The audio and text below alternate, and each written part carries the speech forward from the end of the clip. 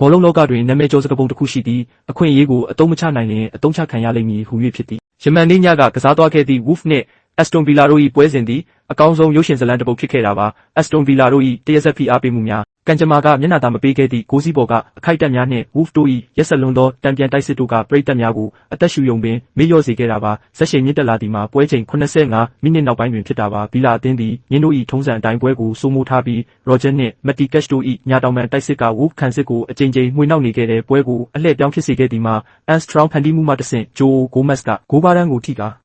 ဂိုးပေါက်တွင်းသို့ကန်သွင်းလိုက်သည့်အချိန်ပင်ဖြစ်သည်ထိုဂိုးသည် Wolves ပရိသတ်များကိုရှုသွတ်သွားစေခဲ့ပြီးဗီလာတို့ကိုတော့ပိုမိုဒေါသတကြီးတိုက်စစ်ဆင်လာစေခဲ့တယ်ထိုနောက်တွင်တော့ပွဲမှာပို၍ပင်ကြမ်းတမ်းမြန်ဆန်လာတယ်ဗီလာအသင်းသည်ခြေပေါက်ကိုအတွက်ရသမျှနီလန်းပေါင်းစုံကိုသုံးခဲ့တယ်Douglas Luiz ၏အနီးကပ်ခေါင်းတိုက်ချက်ကို Wolves ဂိုးသမားဂျိုဆေးစာကမယုံနိုင်ဖွယ်ကာကွယ်သွားနိုင်ခဲ့တယ်လို့ဂိုးစည်းပေါ်တွင်ဖြစ်ပွားခဲ့သောရုံးရင်းဆန်ခတ်မှုများမှလည်းဒါကြီးကဘလို့လို့ဂိုးမဝင်တာလဲဟုကွင်းလုံးပြစ်အော်ဟေးရလောက်အောင်ပင်ထိတ်လန့်ဖွယ်ကောင်းလာတယ်အိုင်ယမ်မာတင်း၏ကန်ချက်များမှာလည်း Wolves ခံစစ်တန်း၏လူတတိုင်းကိုမကြော်နိုင်ခဲ့ပဲဘေးပိုက်ထဲသို့သာတိုးဝင်ခဲ့ရပါတယ်ပွဲပြီးခါနီးအချိန်တွင်တော့ဗီလာကစားသမားများအားလုံးဂိုးရလိုစောဖြင့်ရှေ့သို့တက်သွားချိန်တွင် Wolves တို့ကလျက်တစ်ပြက်တံပြန်တိုက်စစ်ကိုစတင်လိုက်ပါတယ်မာနေစီမှတဆင့်ဘောလုံးသည်ပြန့်ကျဲနေသောဗီလာခံစစ်ကိုဖောက်ထွက်သွားပြီးလူစားဝင်ကစားသမား Rodrigo Gomez ထံသို့ရောက်ရှိသွားတယ်သူကဘာမှားယွင်းမှမရှိဘဲဗီလာဂိုးပေါက်ထဲသို့ဒုတိယမြောက်တမ်မနီစုကြုံအဖြစ်စိုက်ဝင်စေခဲ့ကနှစ်တူးညဆိုသည့်ရလဒ်ဖြင့်ပွဲကိုအဆုံးသတ်လိုက်ပါတော့တယ်။ဤပွဲက Wolves အတွက်မူရင်းတို့၏ဆွဲနှဘက်နှင့်တံပြန်တိုက်စစ်စွမ်းရည်ကိုပြသနိုင်ခဲ့တာပါ။ဘောလုံးပွဲဆိုသည်မှာဂိုးပေါက်တွင်းသို့ဘောလုံးဝင်အောင်ကန်သွင်းနိုင်သူကသာနောက်ဆုံးတွင်အောင်နိုင်သူအဖြစ်ပြုံးပျော်ခွင့်ရကြောင်းဤပွဲကသက်သေပြသွားခဲ့ပါတယ်။အားပေးမှုအတွက်ကျေးဇူးအထူးတင်ပါတယ်။